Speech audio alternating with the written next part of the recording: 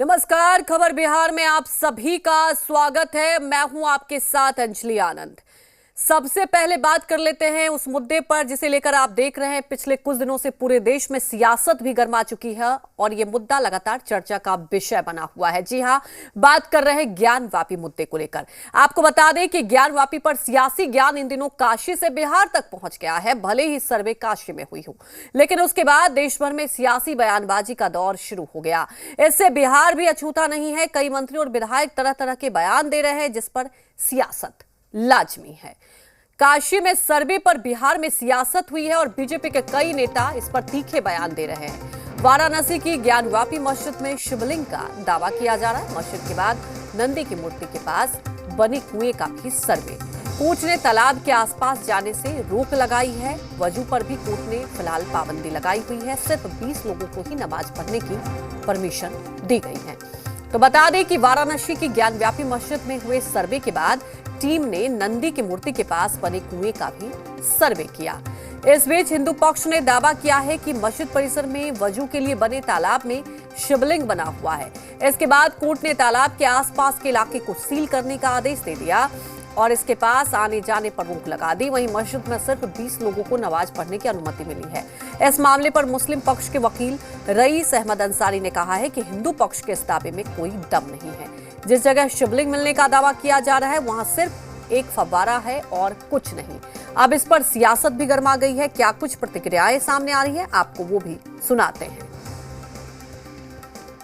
ज्ञानवापी के मामले में श्रद्धालु कोर्ट गए थे और कोर्ट ने आदेश दिया सर्वे कराने का। सबको पता है कि बाबा विश्वनाथ मंदिर का मुगल काल के समय में विध्वंस किया गया था और वहां मस्जिद बनाया गया था। इसमें भारतीय जनता पार्टी का कहां दोष है? यह सरकार का कौन सा रोल है? यह तो कोर्ट का मामला है। श्रद्धालु कोर्ट गए और कोर्ट ने आदेश दिया, उस आदेश का पालन हो रहा है। देखिए, यूपी में ज्ञानवापी मस्जिद का मामला कोर्ट के विचाराधीन है। इस पर जो सुप्रीम निर्णय होगा वो सब उसको मानेंगे। ऐसे में किसी जिम्मेदार पद पर बैठा व्यक्ति या कोई माननीय विधायक अगर कोई ऐसे वक्तव्य देते हैं जिसका कोई ठोस आंकड़ा या आधार न हो तो ये उचित नहीं है। ये सनसनी फैलाने में समाज का ताना बाना बिगड़ सकता है। ऐसे गैर जिम्मेदार वक्तव्य से उन्हें बचना चाहिए और अगर ऐसे कोई ठोस सबूत उनके पास हैं मंदिर होने के तो वो जो उचित फोरम है, जैसे लोग अपने कोर्ट में जाते हैं या उचित फोरम है, वहाँ जाके कहें। मीडिया के माध्यम से बिना आंकड़ों की जानकारी के, बिना ठोस जानकारी के ऐसे गैर जिम्मेदाराना वक्तव्य देने से सामाजिक ताना बाना बिगड़ता है, सनसनी फैलती है। ये उचित नहीं है। सनातन धर्म का केंद्र वाराणसी में तथाकथित ज्ञानवापी मस्जिद में भगवान शिव का शिवलिंग मिला है और सामने नंदी महाराज दिख रहे हैं और उस शिवलिंग के ऊपर मस्जिद का निर्माण किया गया जो आज भी संचालित है। ये बहुत ही दुर्भाग्यपूर्ण है। एक विश्व की सबसे पुरानी संस्कृति, एक सबसे पुराना धर्म जो हमेशा विश्व कल्याण और लोगों की रक्षा और सबको साथ लेकर चलने की बात करता है। जिस तरीके से मुगल आक्रांताओं ने, मुगल शासकों ने हिंदू धर्म को कुचला, आज वो समय आ गया है कि हिंदुओं को उसका हक मिले। हिंदू धर्म के जो हमारे देवी देवता हैं उनको सम्मान मिले। जहां भी हमारा स्थान है उन सभी जगह से मस्जिदों को खाली करना चाहिए और न्यायालय की जो आदेश होगा वो हम सबको मानना चाहिए। ऐसा ही हम सब उम्मीद करते हैं। जनता पार्टी मूल मुद्दों से भारत की जनता को भटकाना चाहती है। वो 2014 में आई थी अच्छे दिन के नाम पे। 2014 में आई थी 2 करोड़ रोजगार हर साल देंगे इसके नाम पे। 2014 में वो सरकार आई थी कि 15 लाख रुपया सबके खाते में देंगे। तो वो अच्छे दिन कहाँ हैं? तो उन अच्छे दिन को भटकाने के लिए, चूंकि रोजगार तो दे नहीं पाया, देने के बजाय रोजगारें घट गई, महंगाई बढ़ गई। आज महंगाई कहाँ है? महंगाई कहाँ भाग गया? प्रधानमंत्री एक बार उस पर बयान दे। श्रीलंका से भी बदतर स्थिति भारत की हो रही है। तो उससे भटकाने के लिए मंदिर, मस्जिद, शिवलिंग, राधा कृष्ण और श्री राम पे जाते हैं। कभी रोजगार पे, कभी रोटी पे, कभी किसान पे तो चर्चा करे।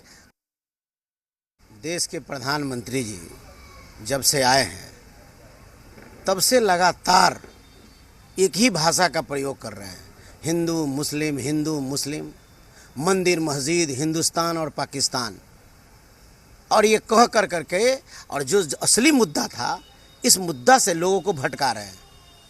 हम इनसे पूछना चाहते हैं कि आपने घोषणा किया था कि हर गरीबों के खाता में 15 लाख रुपया देंगे, हर जो है कि बेरोजगारों को हर प्रत्येक वर्ष 2 करोड़ लोगों को बेरोजगारों को रोजगार हम देंगे। हम बिहार में आपके नेता ने आके कहा कि हम 19 लाख लोगों को रोजगार देने का काम करेंगे। महंगाई इतनी बढ़ती जा रही है, महंगाई पर आप कोई बात नहीं कर रहे हैं। वहीं अब आपको ओवैसी का वो बयान भी सुनाते हैं जिस पर बीजेपी विधायक बचौल बिफर गए। मस्जिद है और रहेगी इंशाअल्लाह ताला सुबह क़यामत तक।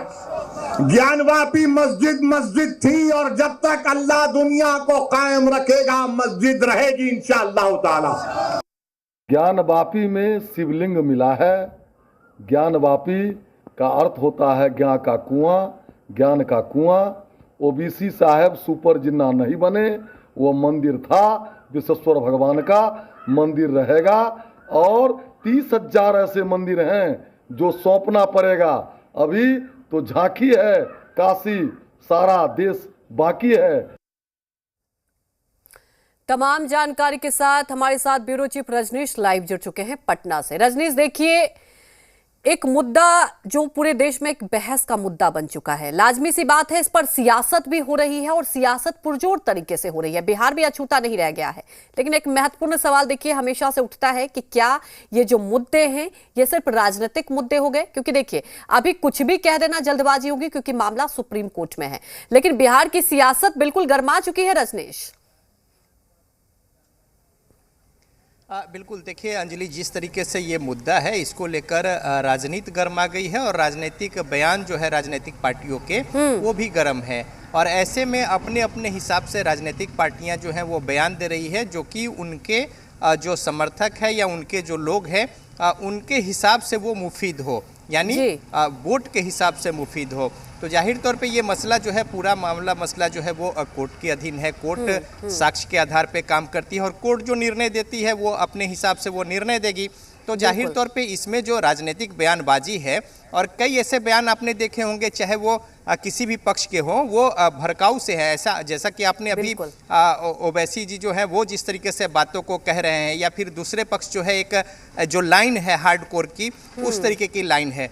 दूसरी ओर जेडीयू जो है यहाँ पे पशोपेश की स्थिति में है और ज़्यादातर इस तरह के जो मुद्दे हैं उस पर वो बचना चाहती है या कुछ कहना नहीं चाहती है। वही दूसरी ओर विपक्ष जो है सीधा हमलावर है और कांग्रेस और आरजेडी सीधे तौर पे बीजेपी पर निशाना साध रही है कि वो जो मूलभूत जो ज़रूरतें हैं, जो लोगों की जन कल्याणकारी बातें हैं, उन मुद्दों से भटकाव की वजह को लेकर ऐसे मुद्दों को हवा दे रही है और चर्चा में बनाए रखने को लेकर ही ऐसे मुद्दे पर न सिर्फ वो अमल कर रही है बल्कि उसको लेकर बयान भी लगातार दिए जा रहे हैं जिससे कि आम जन जो है उसमें उलझे रहे। तो आरजेडी और कांग्रेस जो है सीधे निशाना साध रही है कि सरकार जो चाहे वो बेरोजगारी की बात हो या गरीबी की बातें हो या जन कल्याण की बातें हो, वैसी बातों को दरकिनार करते हुए जानबूझकर ऐसे मुद्दों को हवा दे रही है। तो इस तरीके से राजनीतिक बयानबाजी जो है पक्ष और विपक्ष का वो जारी है और ऐसे में चाहे वो तमाम पार्टियां हों अपने अपने हिसाब से अपने जो उनके लाइन है, उनके जो एक लोगों को गोलबंदी करने की जो उनकी जो कवायद है उस हिसाब से बयान दे रहे हैं। और जो ज्ञानवापी मामला है इस पर बिहार में राजनीति जो है वो तेज है। अंजलि, बिल्कुल रजनीश, जैसा कि महत्वपूर्ण बात यहाँ पर एक उठकर आती है, देखिए जेडीयू की अगर बात कर ले, गठबंधन की सरकार है लेकिन ऐसे मामलों पर जेडीयू बचकर चलती है। हालांकि देखिए बीजेपी की तरफ से अलग अलग बयान सामने आ रहे हैं और आपने सुना ही कि देखिए अभी क्या है, अभी तो काशी की बीमारी है और आगे मथुरा की बीमारी है। लगातार इस पर देखिए पूरे देश में सियासत हो रही है, लेकिन सवाल ये उठ जाता है कि आने वाला वक्त आप समझिए लोकसभा 2024 हर पार्टी की निगाहें, तो देखिए हर तरीके से ऐसे मुद्दों को भुनाया जाता है। तो आपको क्या लगता है बिहार की राजनीति के अगर परिवेश से हम समझे तो इस पर कितना असर होगा, क्योंकि बयानबाजी तो पूरी तरीके से हो रही है? देखिए ये सही है कि जो राजनीतिक पार्टियां हैं वो राजनीति करेंगी, और चूंकि राजनीति करेंगी तभी वो एग्जिस्ट भी करेंगी, लेकिन जहां तक जो कमिटमेंट होता है, जो ऑब्लिगेशन है उनका आम जन के प्रति, वो प्राथमिकता होती है। लेकिन जाहिर तौर पे जब राजनीति होगी तो राजनीतिक बयानबाजी भी होगी। और जहां तक बिहार की बात है, 40 सीटें हैं, बहुत ही महत्वपूर्ण है लोकसभा के।